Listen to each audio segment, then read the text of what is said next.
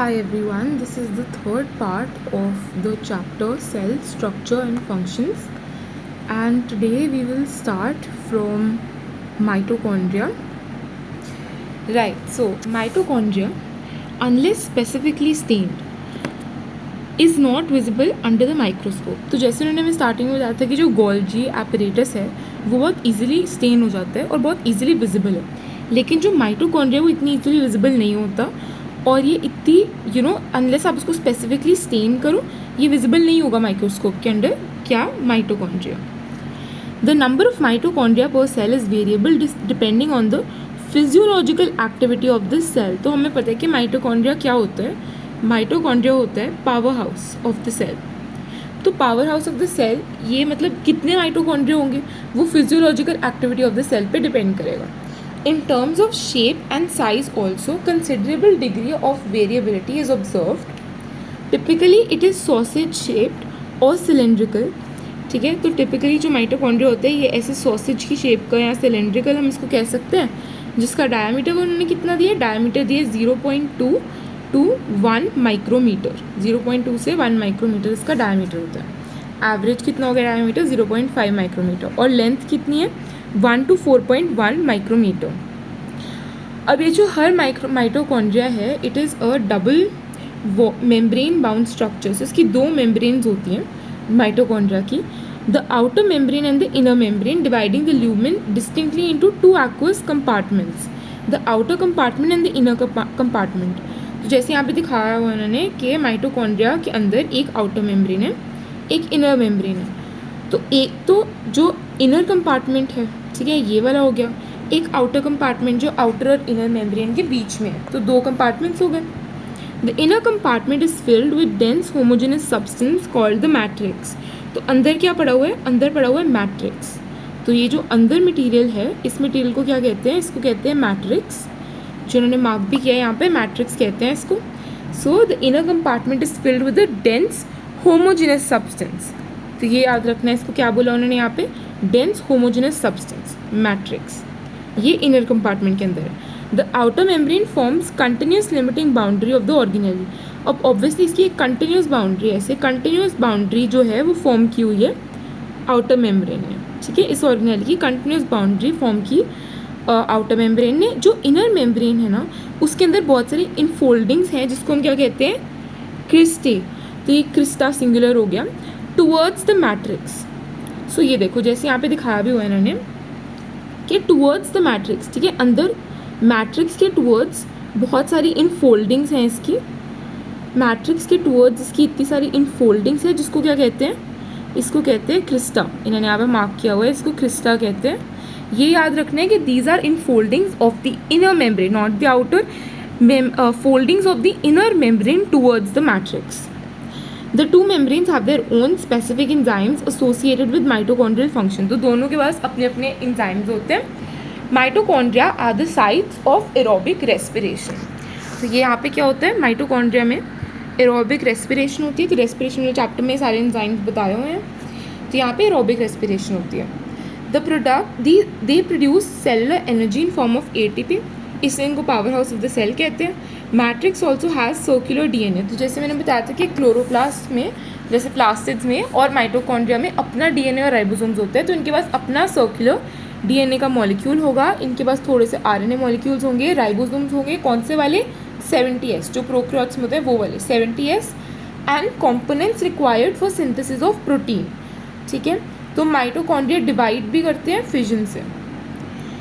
Right, so this is all about the mitochondria. Now we will start with the plastids. तो देखो plastids are found in all plant cells and euglenoids. तो कहाँ होते हैं plastids? एक तो plant cell में होता है, हमें पता ही है क्लोरोप्लास्ट जैसे plant cell के अंदर है ना.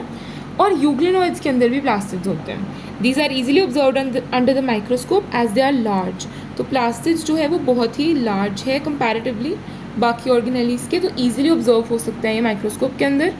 दे bear some specific pigments thus imparting specific colours to the plants. Based on the pigments plastids can be classified into. तो पिगमेंट्स के बेसिस पे 3 तरह के प्लास्टिड्स हैं.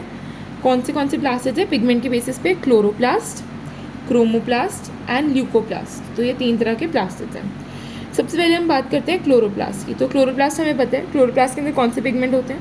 एक तो क्लोरोफिल होते हैं क्लोरोप्लास्ट के अंदर, और एक इसके अंदर होते हैं कैरोटीनॉइड पिगमेंट्स।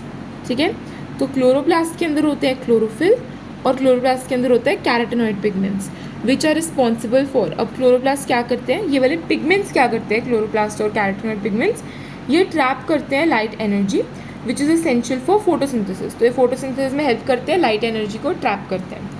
उसके बाद आ जाते हैं क्रोमोप्लास्ट। ठीक है, तो क्रोमोप्लास्ट क्या होते हैं? Fat soluble carotenoid pigments like carotene, xanthophylls and others are present. तो क्रोमोप्लास्ट में जो पिगमेंट्स हैं वो फैट सोल्यूबल है, ये याद रखना है। क्रोमोप्लास्ट के पिगमेंट्स जो हैं वो फैट सोल्यूबल हैं। कौन से वाले पिगमेंट्स हैं इसके अंदर? एक तो इसके अंदर है कैरोटीनॉइड पिगमेंट्स जो इसमें भी थे। ठीक है, कैरोटीनॉइड पिगमेंट्स है क्रोमोप्लास्ट में, जैसे कि कैरोटीन, xanthophylls एंड अदर्स। ठीक है, कैरोटीन, xanthophylls एंड अदर्स, और ये फैट सोल्यूबल है। This gives part of the plant a yellow, orange और रेड कलर। तो जो क्रोमोप्लास्ट है वो क्या इम्पार्ट करते हैं? येलो, ऑरेंज या रेड कलर इम्पार्ट करते हैं। The leucoplast are colourless plastids. तो एक हमने क्लोरोप्लास्ट पढ़ लिया, क्रोमोप्लास्ट पढ़ लिया, उसके बाद आते हैं ल्यूकोप्लास्ट। तो जो ल्यूकोप्लास्ट है ना वो कलरलेस प्लास्टिड्स हैं of varied shapes and sizes with stored nutrients. तो ल्यूकोप्लास्ट आर कलरलेस प्लास्टिड्स, इसमें बहुत सारे शेप्स और साइजेस में आते हैं ये, है ना, और इनके अंदर स्टोर्ड न्यूट्रिएंट्स होते हैं। Amyloplast store carbohydrates, starch.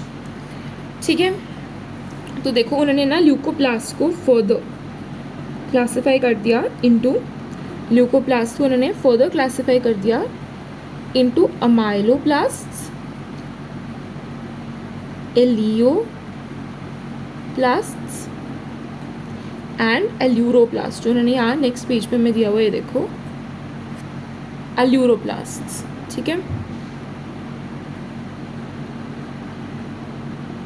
Aleuroplast. तो देखो अब हमें याद रखना है कि जो एल्यूरोप्लास्ट है वो स्टोर करेगा प्रोटीन, अमाइलोप्लास्ट क्या स्टोर करते हैं? कार्बोहाइड्रेट्स, और एलियोप्लास्ट स्टोर करते हैं ऑयल्स। ठीक है, ऐसे हमें याद रखना है इसको। तो इसमें यही हम पढ़ रहे हैं कि the leucoplasts are colourless pigments of varied shapes and sizes जिसके अंदर स्टोर्ड न्यूट्रिएंट्स होते हैं। अमाइलोप्लास्ट स्टोर कार्बोहाइड्रेट, स्टार्च, जैसे कि पोटैटो के अंदर। ठीक है, अमाइलोप्लास्ट पोटैटो के अंदर क्या स्टार्च स्टोर हुआ होता है। ठीक है, फिर आते हैं एलियोप्लास्ट जो ऑयल्स एंड फैट्स को स्टोर करते हैं। उसके बाद आते हैं एल्यूरोप्लास्ट जो कि प्रोटीन स्टोर करते हैं। Majority of the chloroplast of the green plants are found in the mesophyll cells of the leaves. तो हमें पता है कि ज़्यादातर जो क्लोरोप्लास्ट है ना वो कहाँ पे होते हैं? मीजोफिल सेल्स में होते हैं। तो मीजोफिल सेल्स क्या है? ये lens shaped, oval, spherical, discoid या ribbon like organelles, sorry chloroplast. जो ये क्लोरोप्लास्ट है ये मेजॉरिटी ऑफ द क्लोरोप्लास्ट होगा मीजोफिल सेल्स में। इसकी शेप्स बताई हुई हैं डिफरेंट। ठीक है, तो ये इसकी डिफरेंट शेप्स हो सकती हैं of variable sizes and their number can vary. अच्छा, पहले तो हम उसकी लेंथ नोट कर लेते हैं कितनी है। तो इन्होंने हमें बताया कि इसकी विड्थ है 2 to 4 माइक्रोमीटर और इसकी लेंथ कितनी हो जाएगी? 5 to 10 माइक्रोमीटर। तो ये कंपैरेटिवली थोड़ा बड़ा ऑर्गेनेली है दैन द अदर ऑर्गेनेली। ठीक है, 5 to 10 micrometre, 2 to 4 micrometre. The number varies from 1 per cell in Chlamydomonas. तो क्लेमाइडोमोनास में सिर्फ एक होता है क्लोरोप्लास्ट, और जैसे ग्रीन एल्गे हैं उसमें 20 to 40 पर सेल इन मीजोफिल। ठीक है, मीजोफिल सेल्स के अंदर 20 to 40 हो सकते हैं। Like mitochondria, chloroplast are also double membrane bound. तो जैसे यहाँ पे भी डबल मेम्ब्रेन बाउंड है, एक आउटर मेम्ब्रेन दिखाई है, एक इनर मेम्ब्रेन है। Of the two the inner membrane is relatively less permeable. तो जो अंदर वाली मेम्ब्रेन है वो थोड़ी कम परमिएबल है, वो सिलेक्टेड सब्सटेंसेस को ही जाने देती है। जो स्पेस लिमिट करती है इनर मेम्ब्रेन, मतलब जो इनर मेम्ब्रेन के अंदर स्पेस है उसको हम कहते हैं स्ट्रोमा। जैसे ये स्ट्रोमा दिया हुआ है यहाँ पे। ठीक है, तो जो इनर मेम्ब्रेन के अंदर स्पेस है, इनर मेम्ब्रेन के अंदर की स्पेस को हम कहते हैं स्ट्रोमा। माइटोकॉन्ड्रिया में इनर मेम्ब्रेन के अंदर की स्पेस को हम कहते थे मैट्रिक्स, लेकिन क्लोरोप्लास्ट में हम इनर मेम्ब्रेन के अंदर की स्पेस को कहते हैं स्ट्रोमा। ठीक है, तो इसको हम कहते हैं stroma. A number of organised flattened membranous sacs called thylakoids are present in the stroma. तो ये जो यहाँ पे सैक्स दिखाए हुए हैं ना, ये सैक, ये मैं यहाँ ड्रॉ करती हूँ, ये ऐसे फ्लैटन सैक्स हैं। ठीक है, तो इसको हम कहते हैं थैलाकोइड। फ्लैटन मेम्ब्रेनस सैक को थैलेकोइड कहते हैं. And they are arranged in stacks like piles of coins. तो ये जो स्टैक है, पूरे स्टैक को हम कहेंगे ग्राना, इसको कहेंगे ग्राना. और the intergranal thylakoid, this is called grana or intergranal thylakoid. In addition, there are flat membranous tubules called stromal lamellae connecting the thylakoid of different grana. अब एक तो ये फ्लैट मेम्ब्रेनस ट्यूब्यूल्स हो गए, ठीक है, जिसको हम कहते हैं ऐसे जो स्टैक प्लेस्ड है, इसको हम कहते हैं ग्राना, पूरे स्टैक को. और एक को हम कहते हैं थाइलाकोइड्स. और जिसके साथ ये दो अटैच्ड हैं, जैसे ये यहाँ पे दिया हुआ है, जिसके साथ ये दो अटैच्ड हैं, ये है stroma lamellae. Okay, this is the stroma lamellae connecting the thylakoids of different grana. The membrane of the thylakoid, जो मेम्ब्रेन है थैलाकोइड की, it encloses a space called the lumen. इसका क्या मतलब हुआ कि अब जो ये तो स्ट्रोमा तो ये वाली जगह हो गई ना, जो मेन जगह है यहाँ पे इनर मेम्ब्रेन के अंदर. लेकिन एक थैलाकोइड के अंदर, मतलब जैसे ये एक थैलाकोइड है, इसके अंदर की स्पेस को क्या कहते हैं? इसके अंदर की स्पेस को कहते हैं ल्यूमेन. ठीक है, lumen of the thylakoid. The stroma of the chloroplast contains enzymes. Stroma of the chloroplast contains enzymes required for synthesis of carbohydrates and proteins. तो स्ट्रोमा के अंदर, स्ट्रोमा मतलब जो इनर मेम्ब्रेन के अंदर है ऑफ द क्लोरोप्लास्ट, उसके अंदर एंजाइम्स होते हैं. ये एंजाइम्स किस चीज़ में हेल्प करते हैं? ये एंजाइम्स जो हैं, स्ट्रोमा के एंजाइम्स, ये कार्बोहाइड्रेट्स को और प्रोटीन्स को सिंथेसाइज करते हैं. ठीक है. It also contains small double stranded circular DNA molecule, जैसे मैंने बताया था, एंड राइबोसोम्स. इसके अंदर क्लोरोफिल के पिगमेंट्स जो हैं वो प्रेजेंट होते हैं थैलाकोइड्स के अंदर. जो राइबोसोम्स हैं क्लोरोप्लास्ट के, वो 70S है जैसे प्रोकैरियोट्स में, और वो छोटे हैं साइटोप्लाज्म वालों से जो 80S है. ठीक है. इसमें अब याद हमें ये रखना है कि जो स्ट्रोमा ऑफ द क्लोरोप्लास्ट है, उसके अंदर ऐसे एंजाइम्स हैं जो किसकी सिंथेसिस में हेल्प करते हैं? क्लोरोप्लास्ट के स्ट्रोमा में ऐसे एंजाइम्स हैं जो हेल्प करते हैं synthesis of carbohydrates and proteins. ठीक है. ओके, तो फिर यहाँ पे हमारे आ जाते हैं राइबोसोम्स. तो जो हमने पहले राइबोसोम्स पढ़े थे ना, वो प्रोकैरियोट्स में थे, और ये वाले राइबोसोम्स जो हैं वो हम बात कर रहे हैं यूकैरियोट्स में. ठीक है. तो अब देखो, जो यूकैरियोटिक हैं, जो यूकैरियोटिक राइबोसोम्स हैं, दे आर ग्रैनुलर स्ट्रक्चर्स, जिनको सबसे पहले इलेक्ट्रॉन माइक्रोस्कोप में जॉर्ज पैलेडे ने देखा था. और ये कब हुआ? 1953 में जॉर्ज पैलेडे ने इसको देखा, ग्रैनुलर स्ट्रक्चर्स को, composed of ribonucleic acid RNA. तो ये राइबोसोम्स किस चीज़ के बने हुए हैं? Ribosomes are made up of ribonucleic acid RNA and proteins and are not surrounded by any membrane, और इनकी कोई मेम्ब्रेन नहीं होती है. जो यूकैरियोटिक राइबोसोम्स हैं वो 80S होते हैं, प्रोकैरियोटिक 70S होते हैं. ईच राइबोसोम हैज़ 2 सब यूनिट्स. तो हर राइबोसोम 2 सब यूनिट्स का बना हुआ है, जैसे उन्होंने दिखाया. देखो, ये लार्ज सब यूनिट हो गया, ये नीचे स्मॉल सब यूनिट है. अब जो देखो, अब जो 80S वाले राइबोसोम्स हैं यूकैरियोटिक वाले, उनमें 60S होगा ऊपर लार्ज और 40S होगा नीचे. ठीक है. और जो 70S वाले हैं उनमें क्या होगा? 70S में ऊपर होगा 50S और नीचे होगा 30S. यहाँ पे S क्या है? S is the Svedberg's unit. और स्वेडबर्ग्स यूनिट किस चीज़ के लिए स्टैंड करता है? It stands for the sedimentation coefficient. It is indirectly a measure of density and size. तो ये स्वेडबर्ग्स यूनिट जो है वो एक इनडायरेक्ट मेजर है किसका? डेंसिटी और साइज का. तो जो 70S है और 80S है वो दोनों 2 सब यूनिट्स के ऐसे कंपोज्ड हैं. तो उसके बाद हमारा राइबोसोम्स कवर हो गया. Now we will start with the cytoskeleton. ठीक है. तो ये साइटोस्केलेटन हम यहाँ पे स्टार्ट करते हैं. देखो क्या है. An elaborate network of filamentous proteinaceous structures consisting of microtubules, microfilaments and intermediate filaments present in the cytoplasm is collectively referred to as the cytoskeleton. तो देखो, साइटोस्केलेटन वो क्या बता रहा है कि क्या होता है साइटोस्केलेटन. बेसिकली साइटोस्केलेटन एक बहुत इलाबोरेट सा नेटवर्क है. ठीक है. एक नेटवर्क है. किस चीज़ का नेटवर्क है? फिलामेंटस प्रोटीनेशियस स्ट्रक्चर्स का.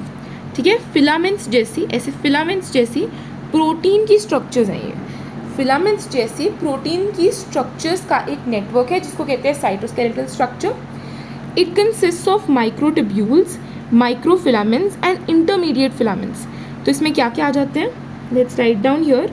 इसमें आ जाते हैं माइक्रोट्यूब्यूल्स, इसमें आते हैं microfilaments, microtubules, microfilaments and intermediate filaments.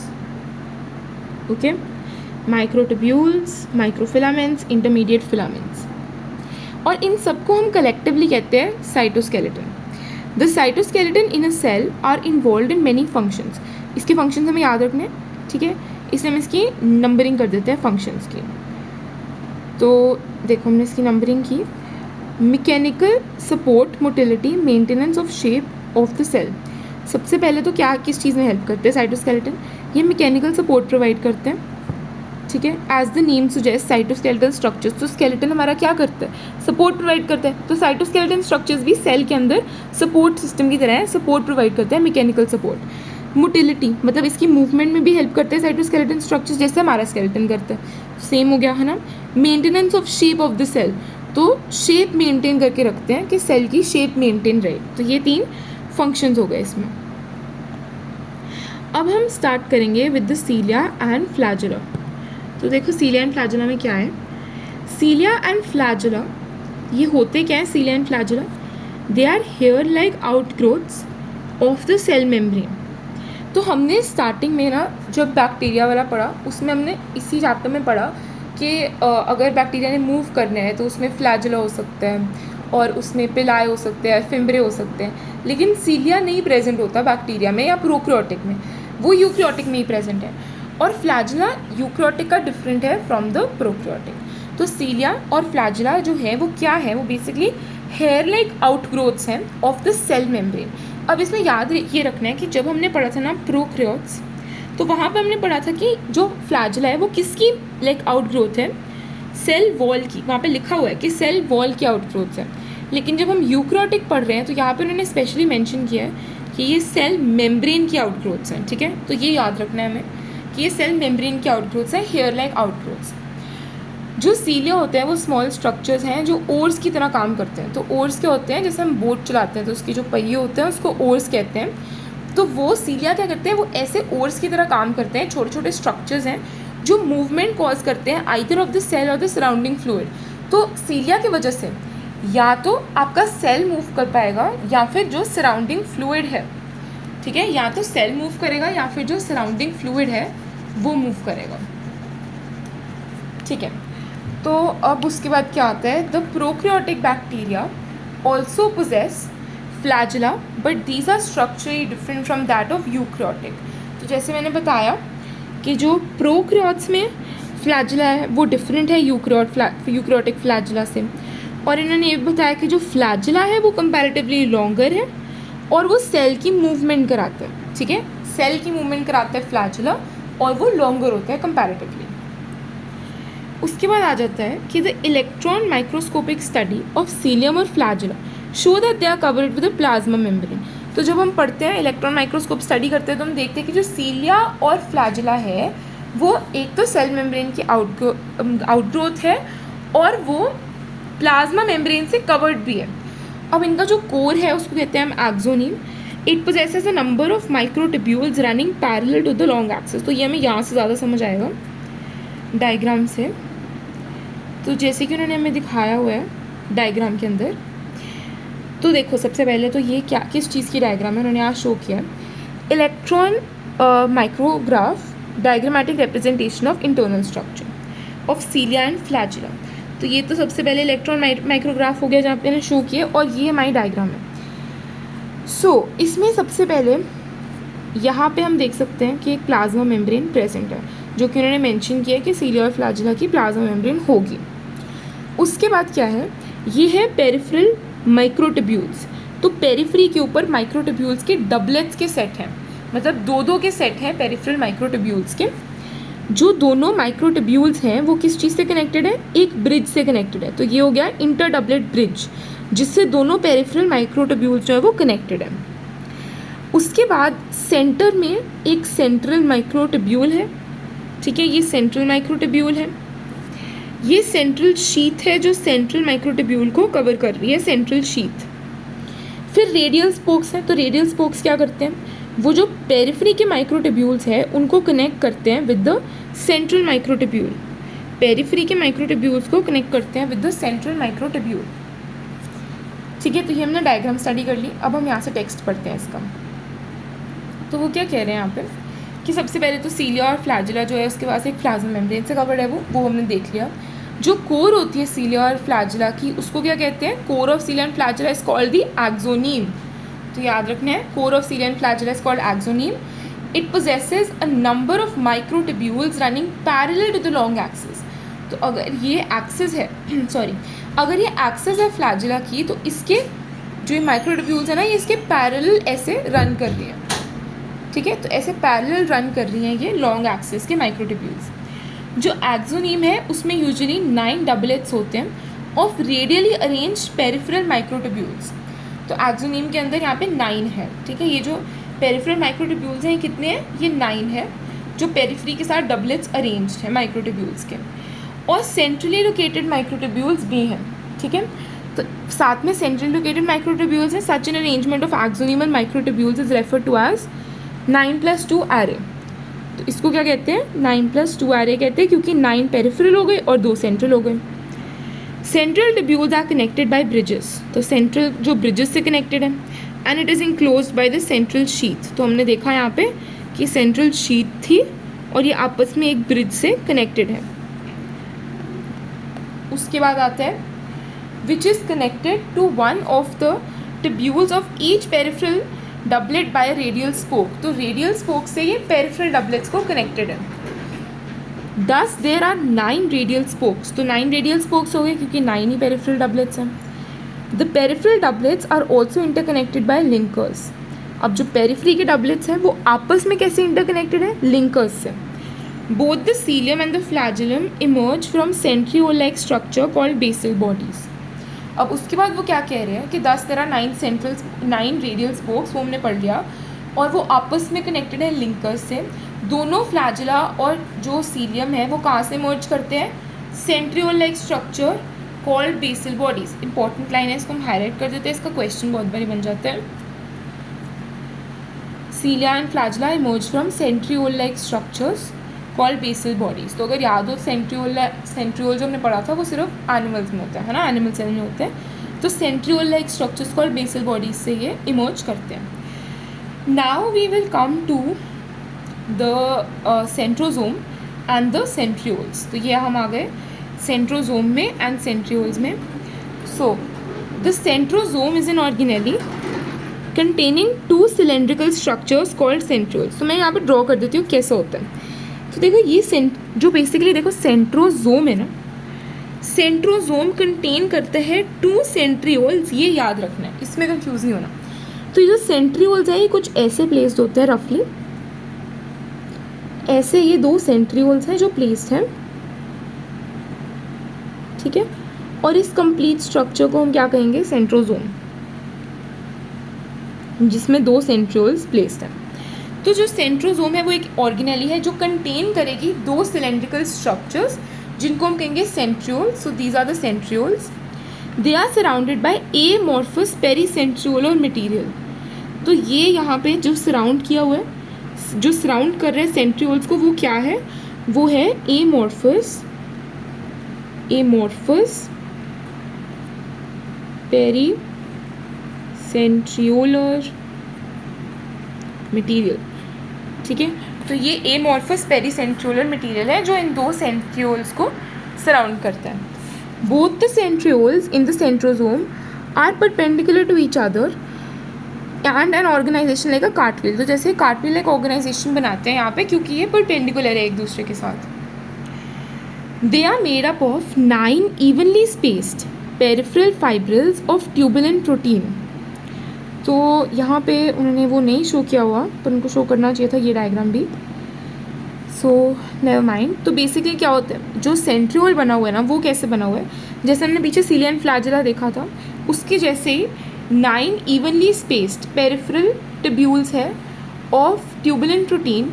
Each peripheral tubule is a triplet. तो पहले जो हमने स्टार्टिंग में जैसे सीलिया और फ्लैजिला का देखा वो डबलेट था, लेकिन यहाँ पे ये ट्रिपलेट होंगे। ठीक है, तो यहाँ पे ये ट्रिपलेट होंगे और ऐसे 9, 1 2 3 4 5 6 7 8 9, तो ऐसे 3 बने होंगे, ठीक है। तो 9 इवनली स्पेस्ड पेरिफेरल जो पेरिफेरल फाइब्रिल्स हैं, ये किसके बने हुए हैं, याद रखना है, ट्यूबुलिन प्रोटीन के। तो ट्यूबुलिन प्रोटीन के बने हुए हैं, ठीक है, ये वाले फाइब्रिल्स। और हर एक ट्रिपलेट है, हर पेरिफेरल फाइब्रिल एक ट्रिपलेट हो गया। Adjacent triplets are also linked. अब ऑब्वियसली ये आपस में भी लिंक्ड है, जैसे वो पहले भी लिंक्ड थे, ठीक है, तो आपस में लिंक्ड है। The central part of the proximal region of the centriole is proteinaceous and called hub. तो इस सेंट्रल पार्ट को क्या कहते हैं, सेंट्रल पार्ट को कहते हैं hub. And the hub is connected with the tubules of the peripheral triplets bye radial spokes made of protein. तो जैसे पहले हमने पढ़े थे कि रेडियल स्पोक से कनेक्टेड है, वैसे ये भी अब भी जो है वो रेडियल स्पोक से कनेक्टेड है, जो प्रोटीन के बने हुए हैं। The centrioles form the basal body of cilia and flagella. तो जैसे हमने लास्ट टाइम में पढ़ा था कि cilia and flagella emerge from the centriole like structures called basal bodies. तो जो सेंट्रियोल्स हैं वो बेसल बॉडीज फॉर्म करते हैं of the cilia and flagella. And the spindle fibres that give rise to spindle apparatus, ठीक है। Centrioles form basal body, एक तो बेसल बॉडी फॉर्म करते हैं, और ये क्या फॉर्म करते हैं, सेंट्रियोल्स स्पिंडल फाइबर्स फॉर्म करते हैं। और ये स्पिंडल फाइबर्स क्या होते हैं, ये spindle fibres basically spindle apparatus को गिव राइज करते हैं जब सेल डिवीजन होती है। एनिमल सेल्स के अंदर सेल डिवीजन के टाइम पे जो स्पिंडल एपरेटस फॉर्म होता है, उसके स्पिंडल फाइबर्स भी सेंट्रियोल्स फॉर्म करते हैं, ठीक है। So now we will start with the nucleus. तो ये हमारा न्यूक्लियस है। Nucleus we will do in the next part, and that is all for this video. Thank you.